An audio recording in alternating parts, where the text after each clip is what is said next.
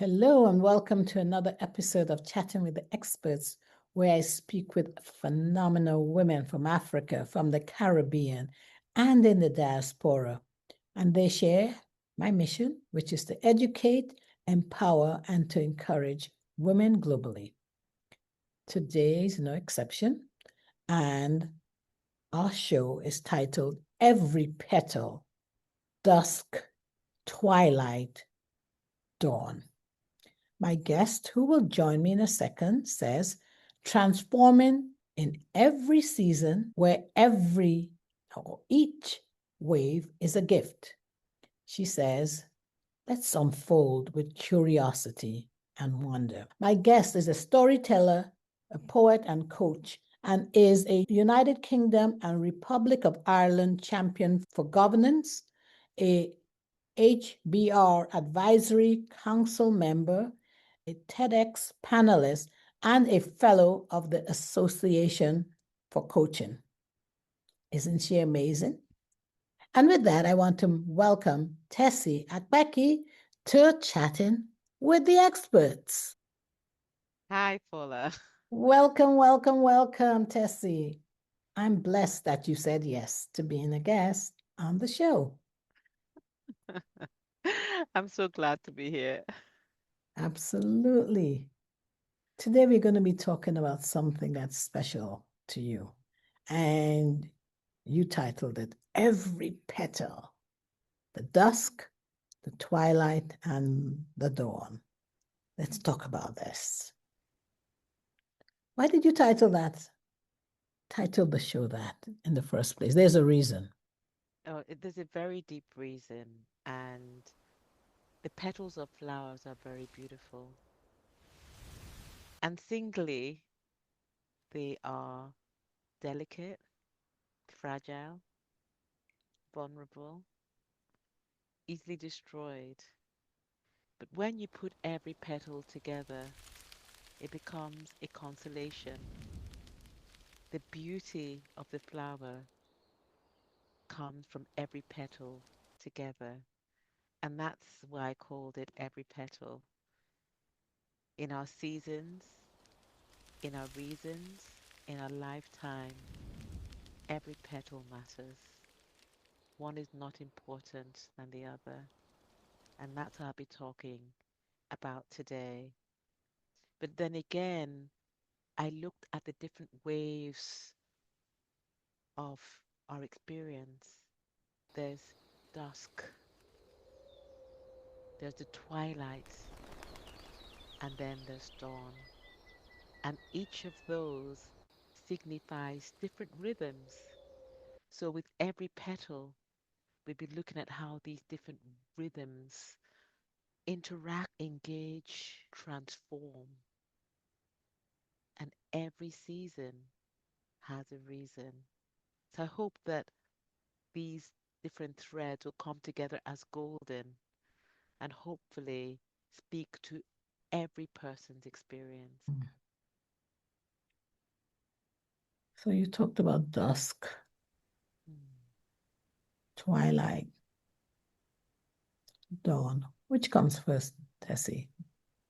Depends on where you look at it, but for me, the dusk comes first Mm. because that's the darkness, that's the shade, that's when you can't see things clearly.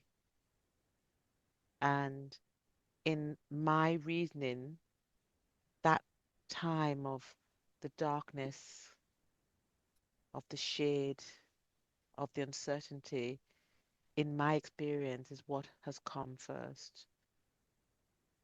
When everything that I know becomes uncertain, every step that I take is shaky because I don't know where the next rock is. I don't know what the next step should be. And that's a time in that place of uncertainty. Often for me, it had been sadness and it's been grief that I don't know what to do next. And that's the dusk.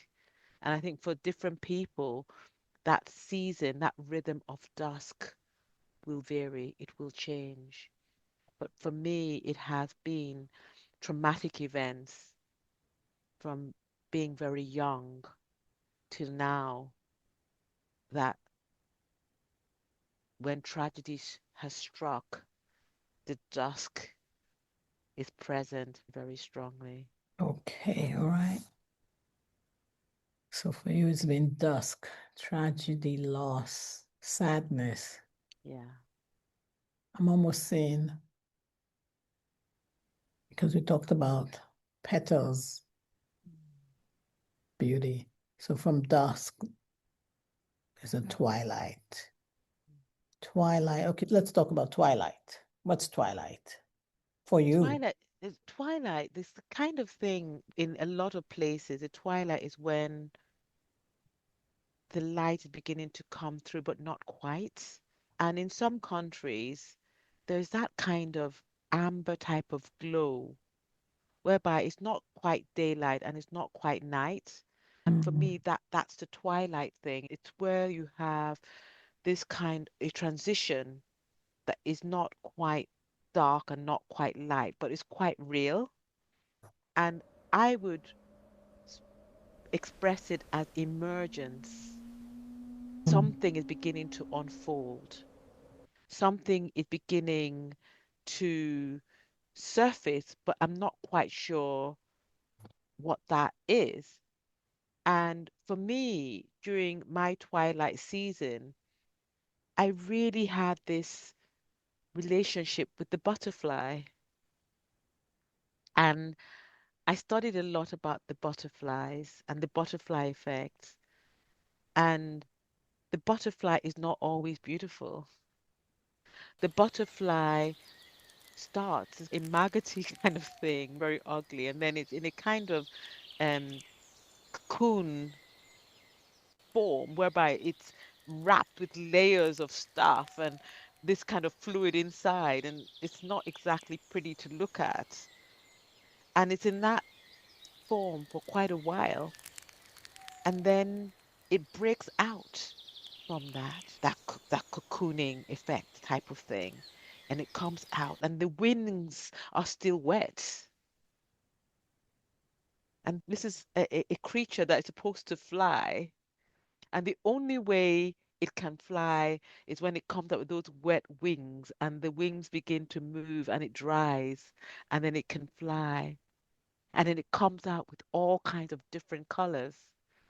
And so that twilight season for me was that kind of season of uncertainty and hurt.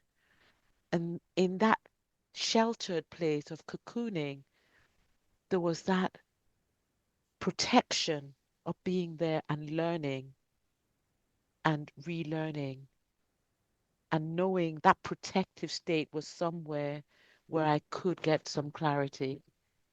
And that meant that I needed very much that butterfly stage to go through the different stages and to trust the process.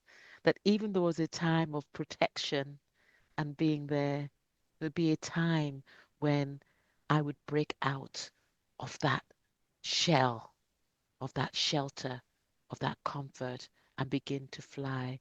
So it was to trust the process and to know that there would be an emergence on the other side. And that's the twilight. For a lot of people, that period of discovery, that period of reflection, that period of navigating something that they're not quite sure what it is, it's very different. For some people, it could be a lost job, something that they thought they would have for life, and then all of a sudden they're let go of. For some people, it might be a partner who gets Alzheimer's, and the person who they knew is there physically, but not there after a while. So I can go on, and everybody has that twilight situation, but how they actually are in that twilight season will be different. Remember, it's not quite dusk and it's not quite light. And that makes it even more scary. So there's a lot of trust needed in the process for the twilight. It's hard. So would you say it's kind of like the emergence? Well, you said emergence. So there was the dusk. Now we're talking about the twilight, which is Mm. in between. Twilight is in between dusk and dawn, you Yes. mentioned. Yeah. Yeah. And the butterfly effect, as you said, goes from the caterpillar stage when it's in the Yeah. cocoon, Yes. which is protective. It's Yes. not really beautiful, but a No. lot is going on there. Yes. And when we see the cocoon, it looks like it's so still. Yes. But Yeah. I remember reading up about somebody who's looked at the caterpillar and the cocoon. I was like, I need to help this cocoon. I need to help this caterpillar. Yes. And they went and they tried to help the caterpillar.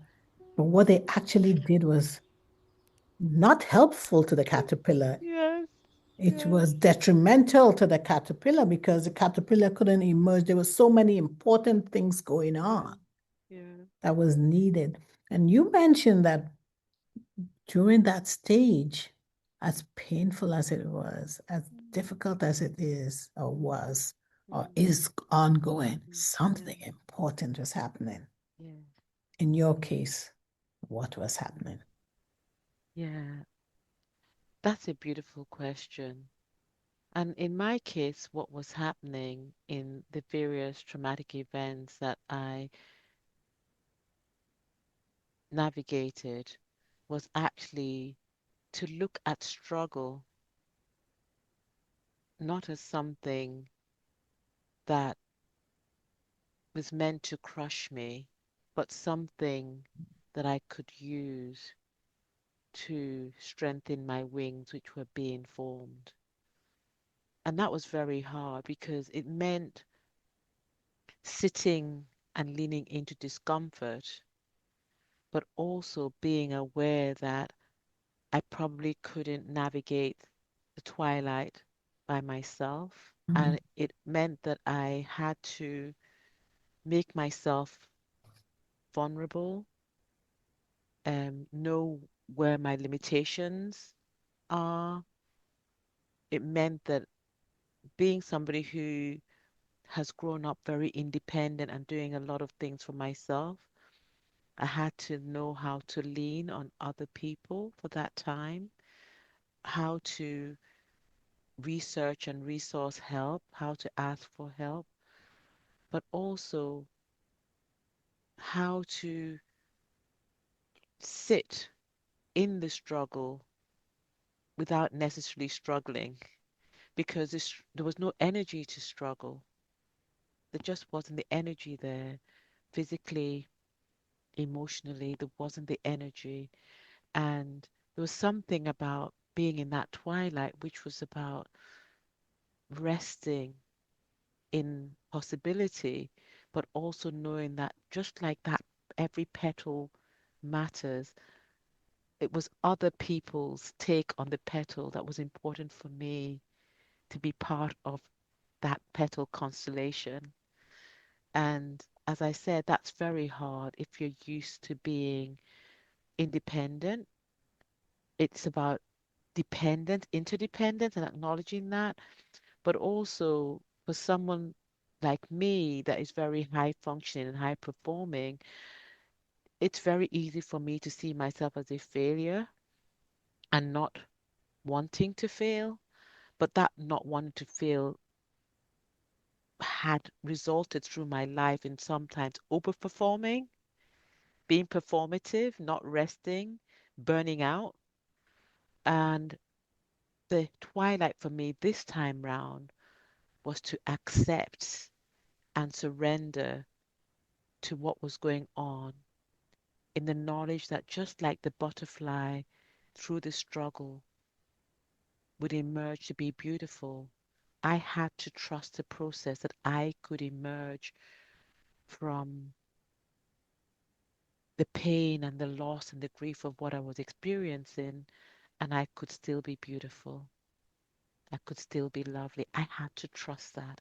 I wasn't seeing it, and I definitely wasn't feeling it. But the twilight was about learning to trust the process and learning to trust the reason for the season and not fight it because I didn't have the energy to fight it.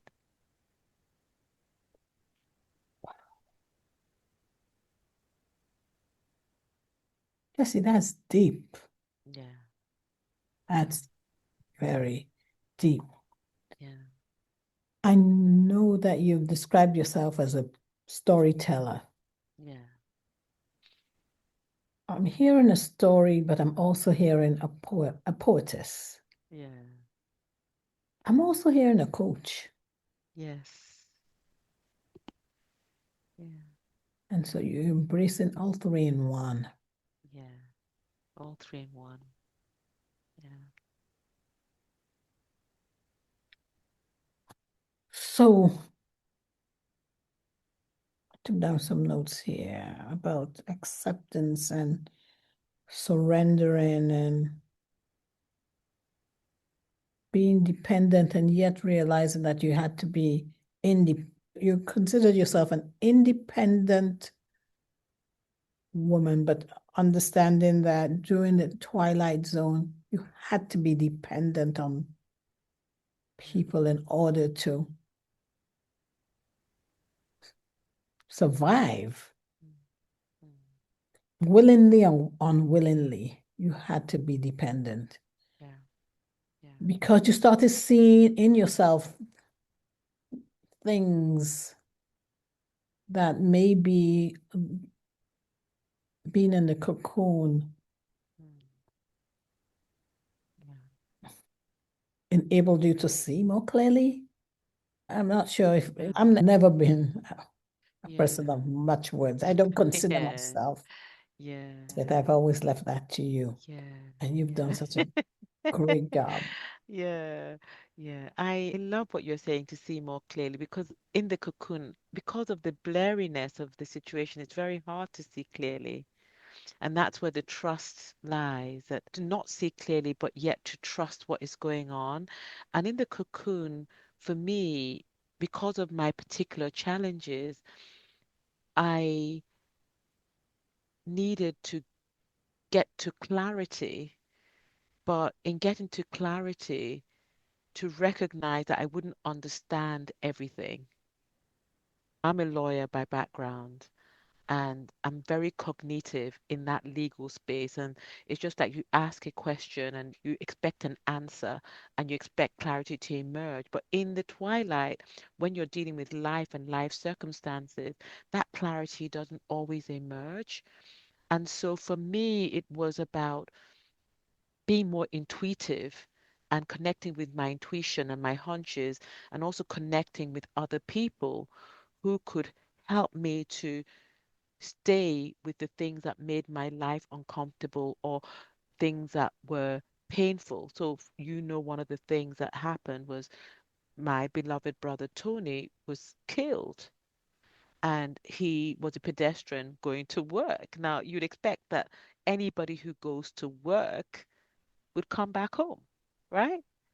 And yet he was minding his own business on the road, and someone from nowhere ran into him and left him to die, which he did. Now, no matter how much my cognitive mind tried to understand that, I couldn't.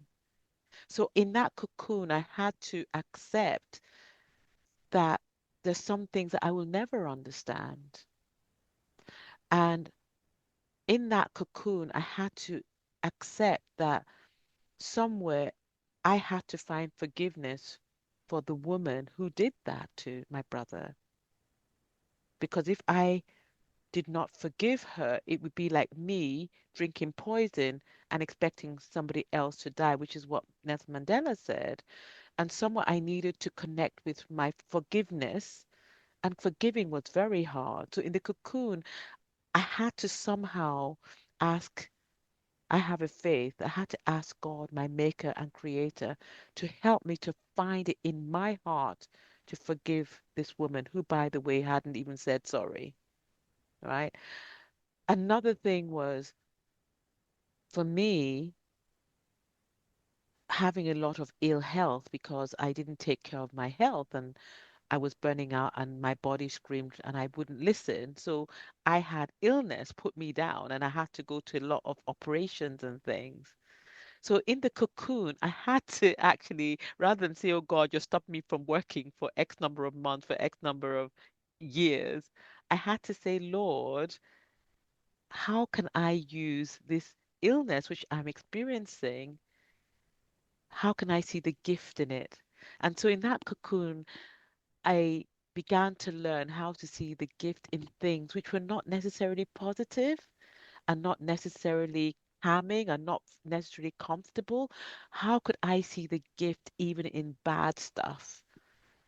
And I feel that if I hadn't been in this kind of twilight place of exploration, of questioning, of curiosity, I probably wouldn't have got some of the realizations which I am with now. Now, I'm not saying that where I am now, everything's complete. It never will be because life isn't like that.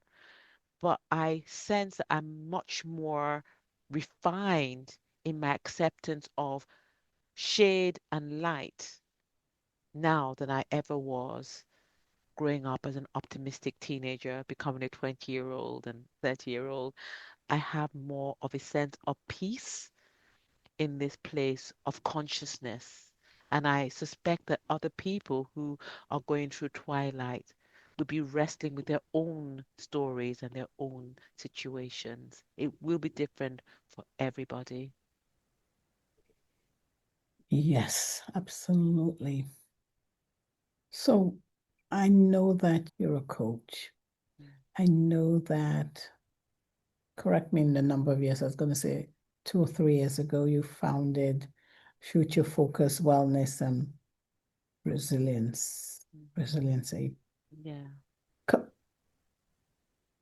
How does resiliency and hardiness come into play? How can you help someone walk through, because no journey is the same, so walk No.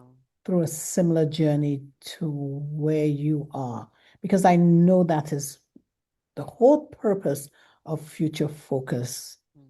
wellness, and resilience. Mm.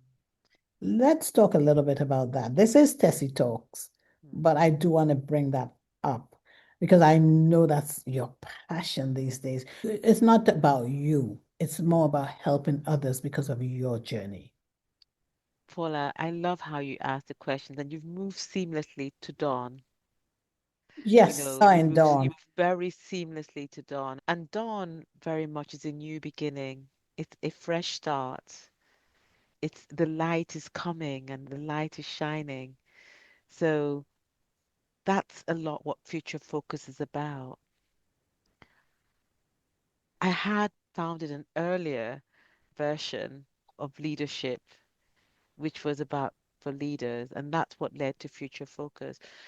That came at beginning of COVID in 2020, and it was something I always wanted to do, but because I got locked down in West Africa, I decided that I would launch that then.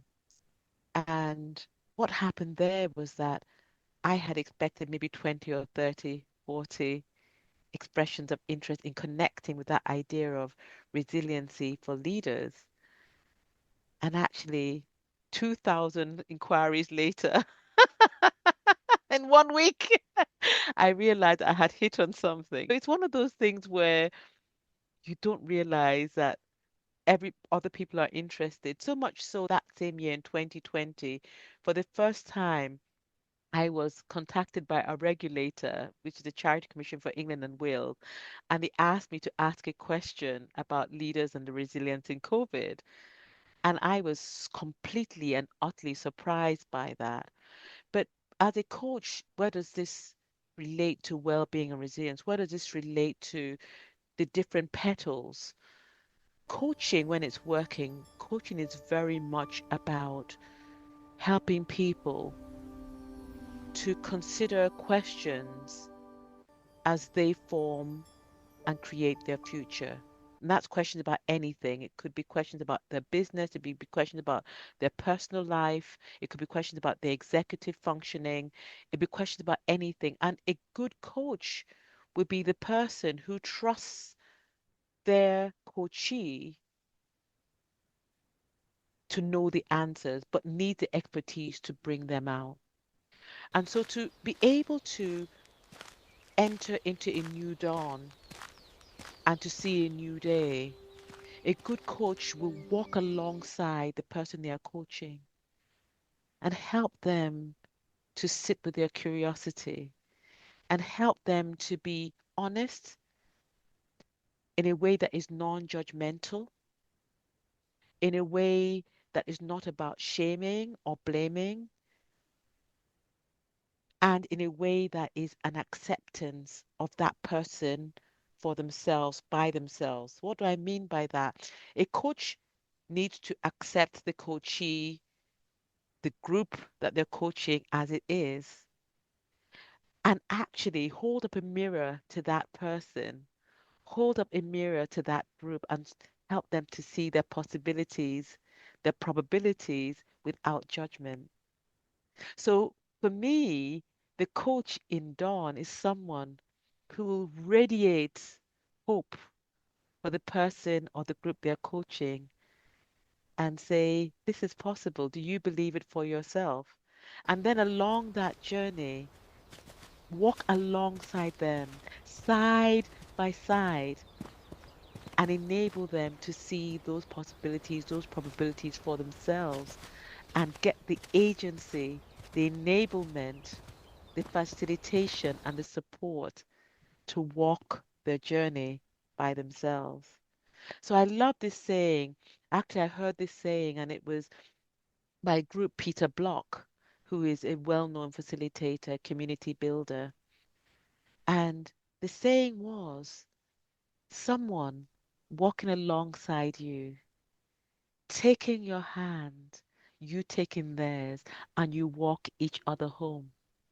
So dawn is about hand in that light, leaving the twilight zone and walking in the possibility and the probability of what can be. And in that place is a balance and a rhythm between being and doing, because we are human beings, we're not human beings. And somewhere along the line, we leave the rhythm of being human beings and become human doings. And dawn shines that light that the butterfly emerges from the cocoon. The butterfly, the wings dry and it's able to fly. And then in the dawn, the wings become strong and he, she, they can fly and fly away. And guess what? In the daylight, they soar. SOAR. They rise and soar. And Beautiful. I'm soaring as I hear that. Thank you, Tessie. You are in the dawn. That's where I see you as the coach, as the future focus coach, future focus. Oh, wellness and resilience. I saw you come alive. Once we started talking about that, your smile opened, your face opened up because you are in the dawn. You are the coach for the coaches. I wrote down here the coach holds a mirror, radiates hope, and walks alongside with the coachee, Mm, sees the gift even in the bad stuff, and then the poet in you came alive. I mm, didn't write that down. Walks hand in hand, leaving the twilight because we are human beings and human doings. That's you. mm, That's what you do. mm, That is who you are. And that's mm. what I know you Yeah, want people to know about you. absolutely. You bring hope to those Mm, who need hope because you've yeah, been down there. You've been in the dusk. yeah, You've walked through the twilight, and now, as you are in the dawn, you want to hold the hands of others and let them walk alongside you in the dawn and know that there's a future out there. yeah, And you don't have to stay in the dusk. You yeah, are walking through the twilight to come into the dawn. I know that there is hope. Yeah. Future focus. That's why we talk about the Mm, future, because it's mm, ahead of us. We are looking ahead to what next, what is yeah. next. And that's what you do. And that's what you Yeah. do so well. So tell us, for those who are looking, those who are not in the audience, those who are viewing this on Chatting with the Experts YouTube channel, or they're listening to this on Apple Mm. Podcasts or Spotify, how can they get in touch with you, Tessie? I am very active on LinkedIn. And I made it simple. Tesse Akpeki is my handle. I'm very active on LinkedIn. My website, Tessie at tesseakpeki.com is there. And I have a private blog which I use to journal with pictures and voice. And You mean everybody's welcome to be on my private blog, you mean Smiley IG? Tessie. Private blog in, yeah, and Instagram. Mhm. And thank you for that, in Instagram. And it's Smiley Tessie. And Smiley Tessie is really somewhere that has helped me to heal with the encouragement of some wonderful young people who you know. I started Smiley Tessie, and it's been a vehicle for my healing because I've been able to, I listen to my own recordings to help myself, but really it is now, how am I finding my smile? It's not denying the pain, it's not being in unrealistic optimism. It's actually, can I smile again? And if I can have my inner smile, not just the outer smile, but if I can smile within me, how can I do that? And how can that smile go through the tears and the fears? And how can it be a smile that warms me up and also connects with other people who want to live life in all its fullness, the ups and its downs, and be in the water flow of life and shine like gold, but also reflect like diamonds? How can you be that? And so, folks, I promised you that I'll always bring to you the best women that educate, encourage, and empower others. And that's why we had Tessie Akpeki. And if you'd like to be a guest on Chatting with the Experts, just as she has been, please reach out to me on my website, which is chattingwiththeexperts.com. I'm also on LinkedIn, just as she is. And you can visit my business page there, which is Chatting with the Experts, or visit my profile page. That's Paula Okone. On Instagram, my handle there is at chat_experts_podcast. And we're on Facebook. My business page there is, I've made it simple, Chatting with the Experts. Or you can visit my personal page, which is Paula Okone. And last but not least, please subscribe to our YouTube channel. There you'll be able to watch this episode with Tessie and all the other episodes with just as amazing women who are educating, empowering, and encouraging other women all over the world. Thank you, Tessie, for this wonderful time. And now we'll open up the floor to all those who've joined us who can ask you questions about petals, not the petals on the flowers, of course. I love it. But what you spoke about is such depth, and I know you touched the heart of so many others who are in the audience. So thank you again. Thank you. Thank you, Podcast Paula. I love chatting with you. You're an expert. I love being with you. You're the expert. I just bring experts on. Thank you.